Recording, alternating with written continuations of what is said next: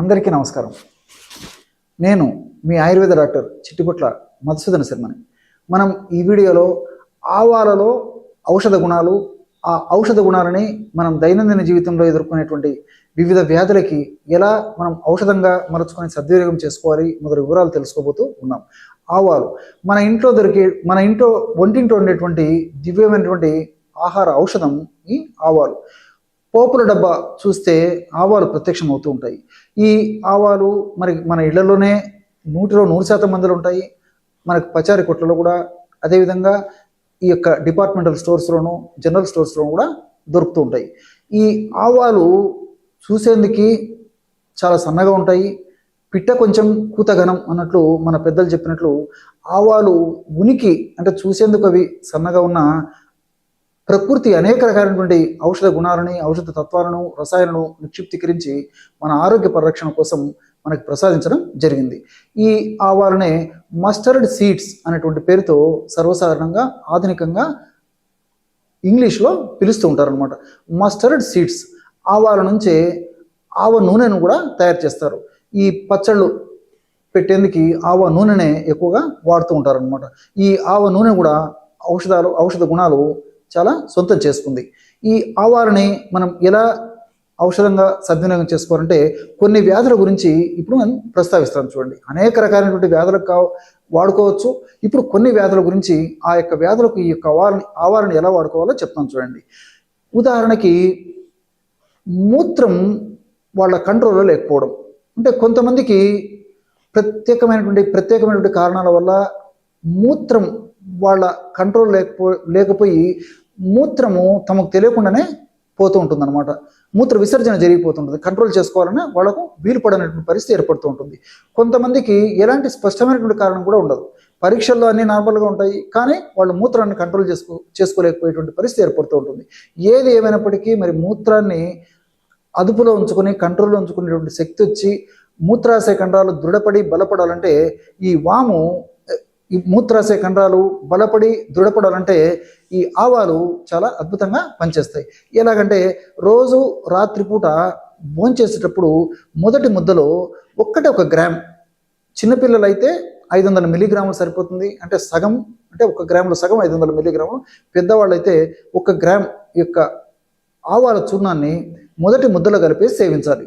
ఆవాలను చాలా కొద్దిగా వేయించేసేసి మిక్సీలో వేసేసి పౌడర్ చేసి పెట్టుకొని ఆ యొక్క ఆవాల చూర్ణాన్ని మొదటి ముద్దలో కలిపేసి సేవించాలి. అలా వీలు పడినటువంటి వాళ్ళు, మరి ఈ రోజుల్లో చాలామంది రాత్రిపూట భోజనం చేయకుండా ఉండేటువంటి పరిస్థితి ఉంటుంది. ఏవో టిఫిన్లు ఇలాంటివి చేస్తుంటారు. కాబట్టి అలాంటి వాళ్ళు ఆహారానికి ముందు 1 గ్రాము ఈ ఆవాల పిండిని తీసుకొని తగినంత తేనెతో కలిపేసి సేవించవచ్చు.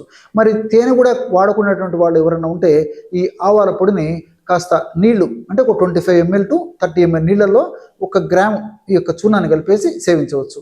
ఇలా వాళ్ళ యొక్క వసతిని బట్టి, వాళ్ళ యొక్క సౌకర్యాన్ని బట్టి, వాళ్ళ యొక్క వీలుని బట్టి, వాళ్ళ యొక్క వ్యాధి పరిస్థితిని బట్టి ఈ ఆవాలను ఈ పద్ధతిలో ఉపయోగించుకోవడం వల్ల మరి మూత్రం తమ కంట్రోల్లోకి వచ్చేటువంటి పరిస్థితి ఏర్పడుతుంది అనమాట.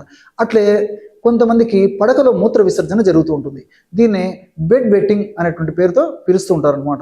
అట్లే శయ్యామూత్రం అనేటువంటి పేరుతో కూడా పిలుస్తూ ఉంటారు. మరి ఇటువంటి వాళ్ళు ఈ యొక్క ఆవాల పొడిని ఎలా వాడుకోవాలంటే రోజు ఉదయం ఆహారం తర్వాత ఒకసారి, అదేవిధంగా రాత్రిపూట కూడా ఆహారం తర్వాత, అంటే ఒక అరగంట తర్వాత మరొకసారి 25 ml to 30 ml లేదా మ్యాక్సిమం 50 ml గోరువెచ్చని పాలు, పంచదార ఇలాంటివి ఏవి కలపకుండా, బెల్లం ఇలాంటివి ఏవి కలపకుండా కేవలము గోరువెచ్చని పాలల్లో, అవసరమైతే కాస్త తేనె వేసుకోవచ్చు, లేకపోతే తేనె కూడా లేకుండా కేవలము గోరువెచ్చని పాలల్లో 1 గ్రామ్, మరీ సమస్య ఎక్కువగా ఉండి, వయస్సు ఎక్కువగా ఉండి, వాళ్ళు లావుగా ఉండి, సమస్య తీవ్రంగా ఉంటే 2 గ్రాముల వరకు వాడుకోవచ్చు. కానీ చాలా మందిలో 1 గ్రామ్ అయితే సరిపోతుంది. చిన్నపిల్లలకైతే 500 మిల్లీగ్రాములే సరిపోతుంది అనమాట. కాబట్టి 500 మిల్లీగ్రాముల నుంచి 1 లేదా 2 గ్రాముల వరకు అవసరాన్ని బట్టి ఈ యొక్క ఆవాల పొడిని నేను చెప్పినటువంటి పద్ధతిలో పాలలో కలిపేసి సేవించాలి. ఈ విధంగా సేవించడం వల్ల పడకలో మూత్ర విసర్జన సమస్య తగ్గిపోతుంది. అట్లే కొంతమందిలో నిద్రలో పళ్ళు కొరికేటువంటి అలవాటు ఉంటుంది. బర్క్సిజం అనేటువంటి పేరుతో పిలుస్తుంటారు అనమాట. ఈ నిద్రలో పళ్ళు కొరకడం అనేటువంటి సమస్యతో చాలా ఇబ్బంది పడేటువంటి పరిస్థితి కూడా ఏర్పడుతూ ఉంటుంది.